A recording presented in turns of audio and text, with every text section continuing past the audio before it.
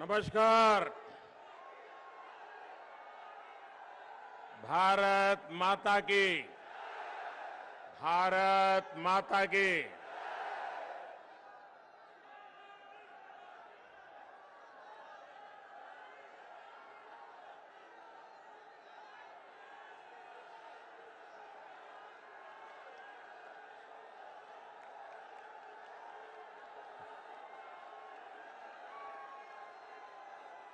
मैं सोच रहा था, इतने दिनों से आप सब चुनाव अभियान में लगे हैं, लेकिन मैं देख रहा हूं आपकी ऊर्जा भी बढ़ रही है, उत्साह भी बढ़ रहा है।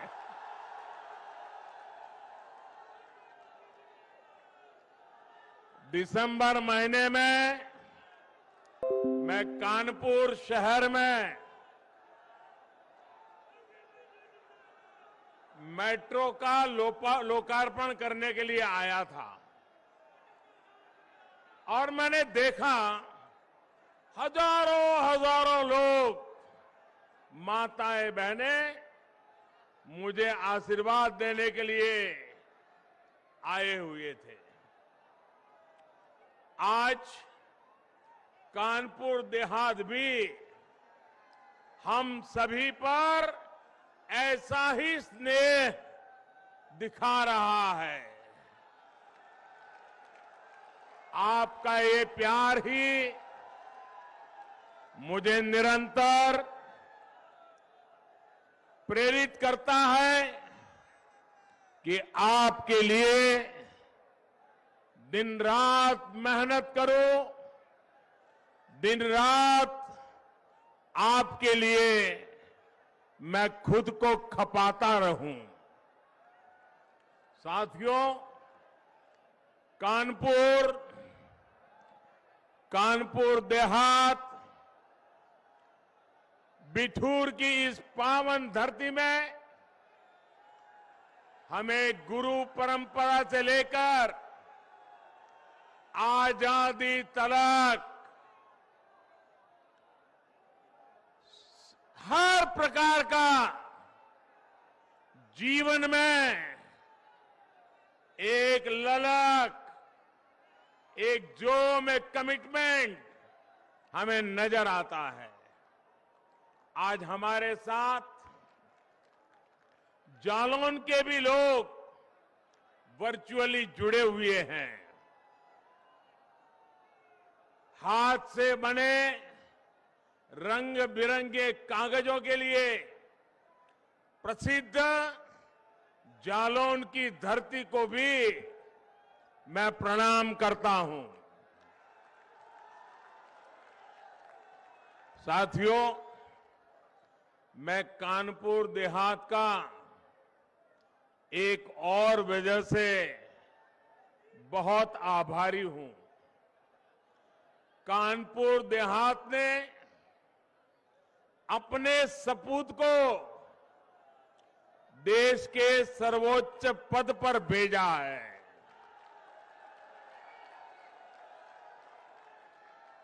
मैं जब भी हमारे आदरणीय राष्ट्रपति जी से मिलने जाता हूं तो वो मुझसे आप लोगों के बारे में, कानपुर देहात जिले के जीवन के बारे में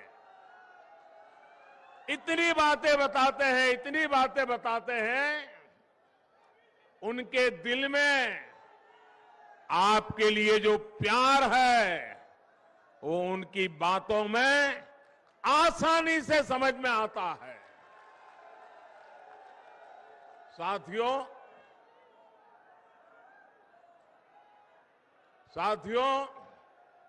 आज उत्तर प्रदेश में दूसरे चरण और उत्तराखंड में और गोवा में मतदान हो रहा है। मैं सभी मतदाताओं, विशेषकर फर्स्ट टाइम वोटर्स से आग्रह करता हूं कि ज्यादा से ज्यादा संख्या में वोट देने का उनका ये पहली बार मौका, उस मौके को जाने न दे, ताकि अपने जीवन में उनको याद रहेगा कि कितनी छोटी उम्र में पहला वोट डाला था। आज उत्तराखंड में भी चुनाव हो रहा है, आज गोवा में भी चुनाव हो रहा है, और अब जब गोवा में चुनाव हो रहा है तो मैं देश के मतदाताओं के सामने, और विशेषकर जहां चुनाव चल रहा है वहां के मतदाताओं को भी एक बात से अवगत कराना चाहता हूं। मैंने कल गोवा के एक अखबार का इंटरव्यू देखा। देखिए, चुनाव गोवा में चल रहा है और टीएमसी, ममता बनर्जी की पार्टी, उनके एक नेता, उसने गोवा में, वो चुनाव पहली बार लड़ रहे हैं, और उनको पूछा गया कि यहां आपकी पार्टी का कोई वजूद तो है नहीं, आप यहां चुनाव लड़ने क्यों आए हो? तो उन्होंने क्या जवाब दिया? वो जवाब देश के इलेक्शन कमीशन के लिए भी गौर करने जैसा है, हिंदुस्तान के मतदाताओं को भी गौर करने जैसा है, और मेरे उत्तर प्रदेश के मतदाताओं को भी गौर करने जैसा है। क्या जवाब दिया? बंगाल की टीएमसी पार्टी जो गोवा में चुनाव लड़ने गई है, वो कहती है हमने तो उस पार्टी से इसलिए गठबंधन किया है क्योंकि हम गोवा में हिंदू वोटों को बांटना चाहते हैं। आप देखिए, ये हिम्मत, क्या ये लोकतंत्र है, सेकुलरिज्म है क्या? आप खुलेआम कहें कि हम हिंदू वोटों को बांटना चाहते हैं, तो आप किसके वोट इकट्ठा करना चाहते हो? ये भेदभाव, क्या ये भाषा लोकतंत्र की है क्या? मैं गोवा के मतदाताओं को कहना चाहता हूं, ये मौका है इस प्रकार की राजनीति को दफना देने का।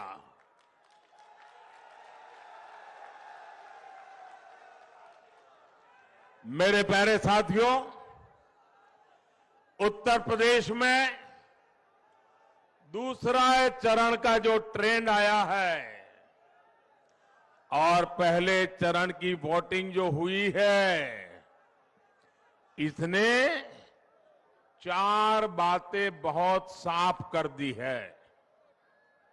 पहला, भाजपा की सरकार, योगी जी की सरकार फिर से आ रही है, जोर शोर से आ रही है, गाजे बाजे के साथ आ रही है। दूसरा, हर जाति, हर बिरादरी के लोग, हर वर्ग के लोग बिना बटे, गांव और शहर बिना बटे, आज बिना किसी भ्रम में पड़े एकजुट होकर यूपी के तेज विकास के लिए वोटिंग करके पहले फेज में बीजेपी को बहुत आगे बढ़ा दिया है, और दूसरा फेज भी बढ़ रहा है। तीसरा, हमारी माताओं बहनों ने, हमारी बेटियां ने बीजेपी की जीत का झंडा खुद उठा लिया है। माताओं बहनों ने सुरक्षा के नाम पर सम्मान पूर्वक जो जिंदगी मिल रही है, उसके लिए माताओं बहनों ने बीजेपी को जिताने का झंडा उठा लिया है। चौथा, ये पहले 2 चरण के आधार पर मैं विश्वास से कह रहा हूं, चौथा, मेरी मुस्लिम बहनें चुपचाप बिना किसी शोर शराबे के मन बनाकर मोदी को आशीर्वाद देने के लिए घर से निकल रही है। हमारी मुस्लिम महिलाएं, हमारी मुस्लिम बहनें, बेटियां जानती हैं कि जो सुख दुख में काम आता है वो ही अपना होता है। इन 4 बातों ने इन गौर परिवारवादी लोगों का चारों खाने पर चित्त कर दिया है भाइयों, उनको पराजित कर दिया है। यूपी के लोगों ने इन्हें 2014 में हराया, 17 में फिर से हराया, 19 में फिर एक बार हराया और अब 22 में भी गौर परिवारवादी फिर से हारेंगे।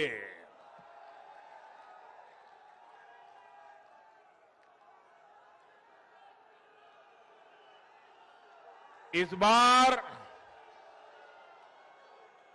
उत्तर प्रदेश में रंगों वाली होली 10 दिन पहले ही मनाई जाएगी।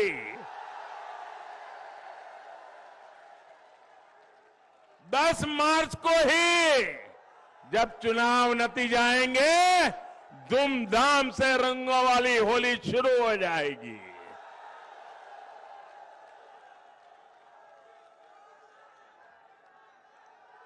भाजपा की प्रचंड जीत की खुशी मनेगी। हर बार ये लोग चुनाव में आते हैं तो नया पार्टनर लेकर के आते हैं, नया साथी लेकर के आते हैं। नए साथी के कंधे के भरोसे चलने की कोशिश करते हैं। आप लोग ऐसा लोगों पर विश्वास करेंगे कि जो हर चुनाव में जिस साथी को लाते हैं उसको भी धक्का मार करके निकाल देते हैं, दूसरे चुनाव में दूसरा साथी लाते हैं, तीसरे चुनाव में तीसरा साथी लाते हैं। जो साथी बदलते हैं वो आपका साथ देंगे क्या? वो आपका साथ देंगे क्या? जो चुनाव में साथ जिएंगे साथ मरेंगे के वादे करते हैं, चुनाव समाप्त होते ही लात मार देते हैं, वो आपका भला करेंगे क्या? अरे जो अपने साथियों पे भरोसा नहीं करते वो आप पे भरोसा करेंगे क्या? आपका भला करेंगे क्या? आपको साथ देंगे क्या? तो ऐसे लोगों पर हम भरोसा कर सकते हैं क्या? ऐसे लोगों के साथ हम चल सकते हैं क्या? जो सिर्फ गौर परिवार का भला करना चाहते हैं, वो कभी हमें के युवाओं का भला करेंगे क्या? यहां की माताओं बहनों का भला करेंगे क्या? यहां की बेटियों का भला करेंगे क्या? और इसलिए भाइयों बहनों, मैं आपसे आग्रह करने आया हूं, सारी समस्याओं का समाधान विकास में ही है, हमें विकास के रास्ते पर चलना है।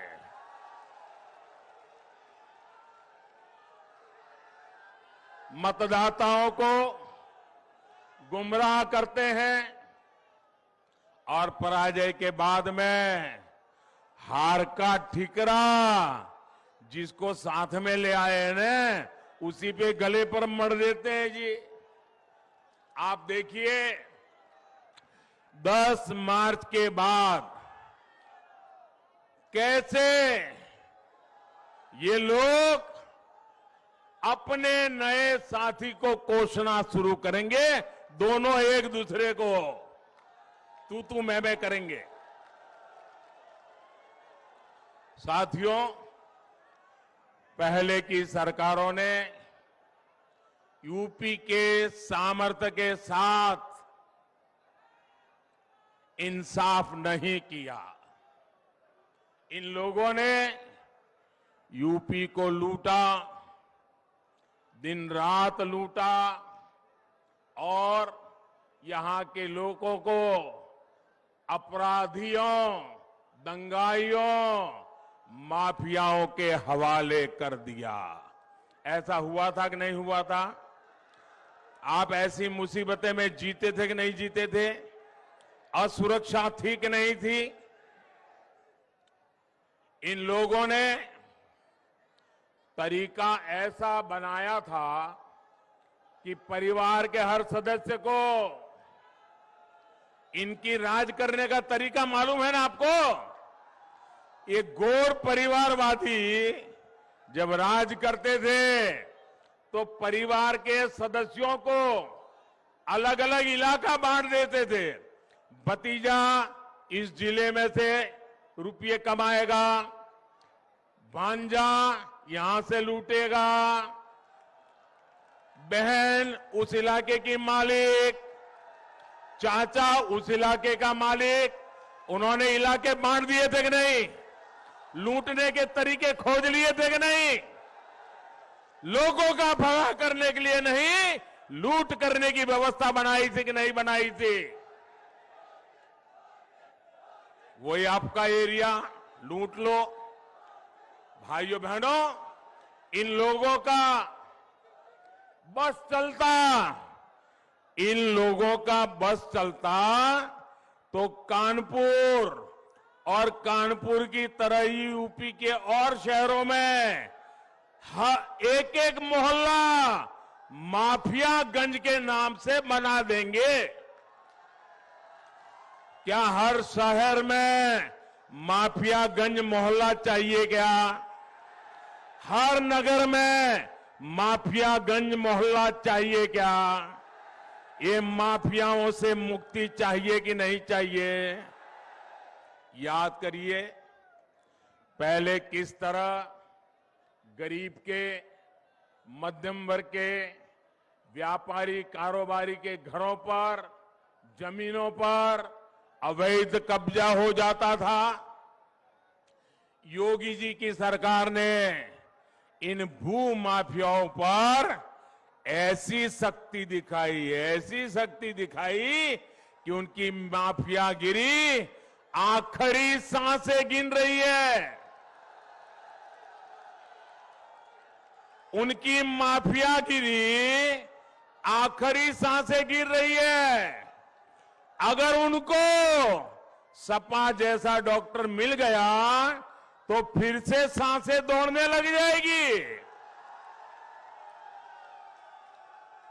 अब ये परिवारवादी इन माफियाओं को नई ताकत देने का बहाना ढूंढ रहे हैं, इसलिए उनको सरकार चाहिए। आपने देखा कि बीते कुछ दिनों में कितने ही वीडियो निकले हैं। आपने देखा होगा वीडियो, इनके गुंडों ने, उनकी जो वीडियो आई है, उन्होंने पत्रकारों को भी छोड़ा नहीं है। भाइयों बहनों, पत्रकारों को भी बुरी तरह से पीटा है, क्योंकि उस पत्रकार ने सच बोलने की हिम्मत दिखाई है। यूपी के लोगों को इनसे सतर्क रहना है। इन लोगों का सरकार भी लौटने नहीं देनी है। भाइयों और बहनों, गरीब का कल्याण, उसका सशक्तिकरण भाजपा की सर्वोच्च प्राथमिकता है। आप याद करिए, 2017 से पहले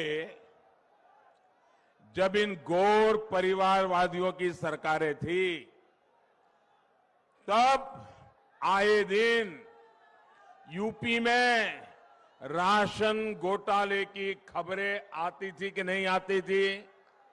राशन घोटाला होता था कि नहीं होता था? गरीब का राशन मार लिया जाता था कि नहीं मार लिया जाता? इन लोगों ने लाखों फर्जी राशन कार्ड बनाकर राशन माफियाओं का दांडव ऐसा पैदा कर दिया था जो गरीब को भूखे रहने के लिए मजबूर करता था। डबल इंजन की सरकार ने फर्जी राशन कार्डों के इस खेल को खत्म कर दिया। आज यूपी के करोड़ों नागरिकों को मुफ्त राशन का डबल बेनिफिट मिल रहा है, पूरा बेनिफिट मिल रहा है। यही कारण है कि 100 साल के बाद इतने बड़े संकट में, इतनी बड़ी दुनिया की महामारी, दुनिया की इतनी बड़ी बीमारी में भी गरीब का चूल्हा जलता रहा है भाई। और मेरी माताओं बहनों, संकट अगर आ भी गए हैं, ये मोदी है, मेरी गरीब मां बहन का चूल्हा कभी बुझने नहीं देगा। One nation one ration card योजना भी मदद कर रही है। अगर यूपी का कोई परिवार किसी दूसरे राज्य में जाए, अगर वो उत्तर प्रदेश से मानो गुजरात चला गया, महाराष्ट्र चला गया, कर्नाटक चला गया, पंजाब चला गया, तो उसको अब उसके राशन कार्ड भले यूपी का होगा, उसको पंजाब में भी राशन मिलेगा, महाराष्ट्र में भी राशन मिलेगा, मुंबई में भी राशन। एक राज्य से दूसरे राज्य कोई जाएगा, गरीब आदमी भूखा नहीं मरेगा। भाई और बहनों, डबल इंजन की सरकार का काम कैसा होता है? एक गरीबों को पक्के आवास की योजना में भी दिखता है। पहले की सरकार ने पूरे कार्यकाल में गरीबों के लिए घर बनाने में कितनी उदासीनता रखी। मुझे बताइए, भारत सरकार पैसे भेजे, गरीब को घर चाहिए, मोदी घर बनाना चाहता है, लेकिन 2014 में यहां ऐसी सरकार थी, वो गरीबों के लिए घर बनाने के लिए तैयार नहीं थी। ये योगी जी की सरकार बनने के बाद काम हुआ और मुझे खुशी है, हमने जो पैसा दिल्ली से भेजा, पाई पाई का उपयोग हुआ और उत्तर प्रदेश में 34 लाख, आंकड़ा सुन लीजिए भैया, 34 लाख पक्के घर गरीबों को बना करके दिए गए। 34 लाख। कितने कितने भैया, कितने? 34 लाख। और आज एक घर की कीमत होती है कितनी भाई? लाखों में होती है कि नहीं होती है? इसका मतलब उत्तर प्रदेश में 34 लाख गरीब जो उनको घर मिला, वो लखपति हुए कि नहीं हुए? मोदी ने आकर के 34 लाख गरीबों को लखपति बनाया कि नहीं बनाया? योगी जी ने लखपति बनाया कि नहीं बनाया? और इसमें भी 13 लाख घर हमारे दलित भाई बहनों को मिले हैं। भाइयों, कोई भेदभाव नहीं। भाइयों और बहनों, गौर परिवारवादियों ने उत्तर प्रदेश की महिलाओं की कभी इज्जत नहीं की, कभी उनका दुख दर्द नहीं समझा। किसी भी मजहब की महिलाएं हो, किसी भी पंथ की बेटियां हो, हमारी सरकार बिना भेदभाव उनके हितों की रक्षा में जुटी है। जन धन बैंक खाते खुले, सबसे ज्यादा लाभ बेटियों को हुआ। मुद्रा योजना हो, सबसे अधिक लोन बेटियों को मिले। स्वयं सहायता समूहों के बिना गारंटी ज्यादा पैसा देना हो, सबसे अधिक लाभ हमारी मां बहन बेटियों को मिला। नल से जल हो, बेटियों की सुविधा सबसे अधिक बढ़ी। घर घर शौचालय बने, इज्जत घर बने, तो बहनों बेटियों को अपमान से, पीड़ा से मुक्ति दिलाने का काम भी मोदी और योगी सरकार ने किया।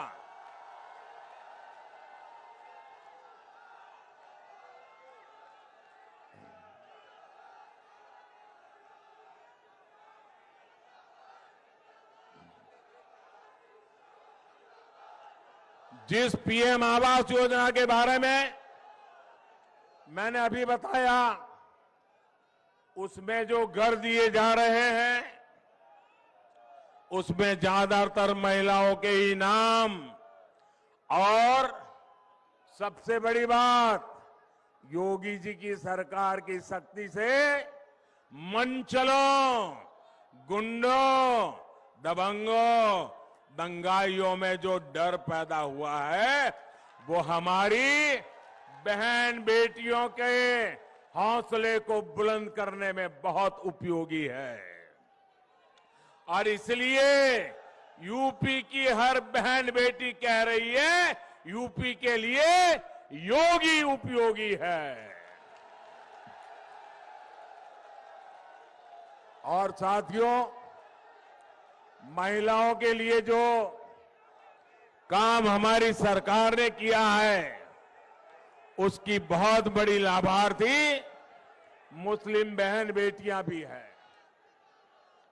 हमारी मुस्लिम बेटियों को भी पढ़ाई के लिए जाते समय रास्ते के मनचलों की वजह से बहुत दिक्कत होती थी।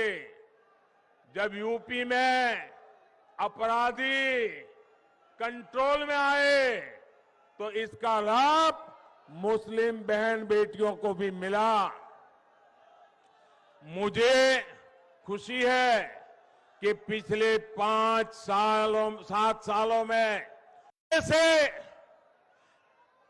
अगर औरत खाली हाथ लौटती है, तो फटाक से 3 तलाक दे दिया जाए।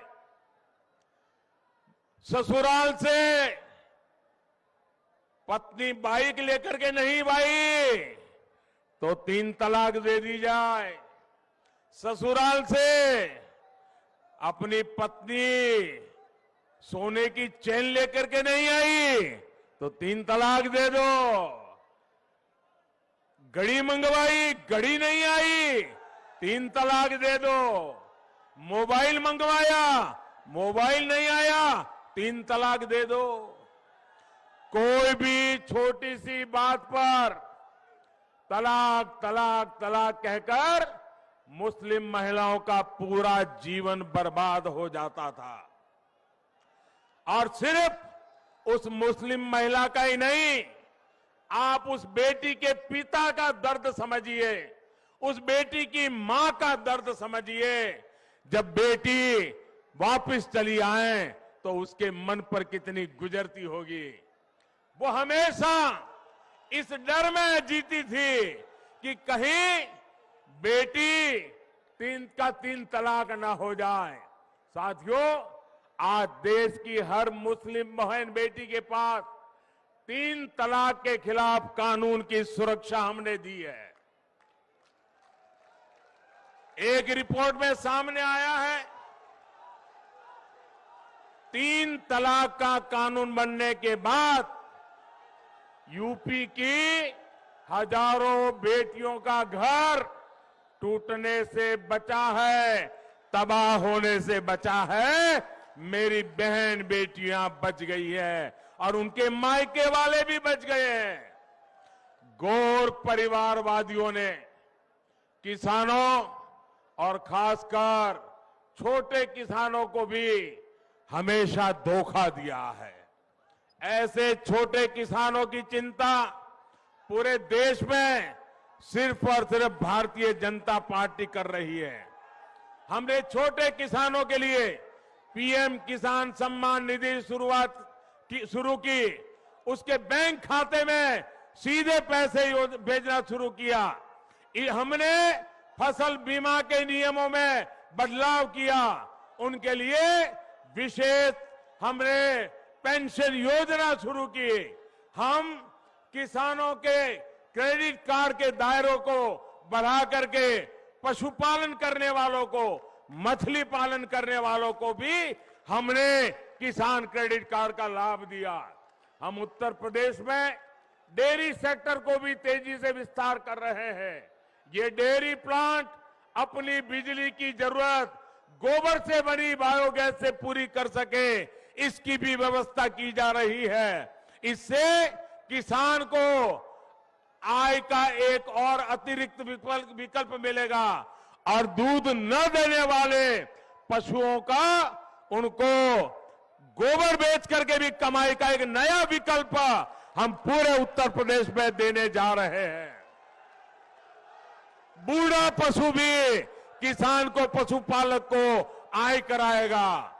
योगी जी की सरकार पहले ही ऐसे बेसहारा पशुओं के लिए गौशालाओं के निर्माण में पूरी ईमानदारी से काम कर रही है।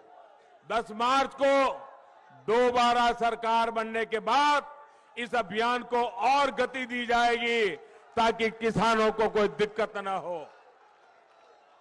भाइयों और बहनों,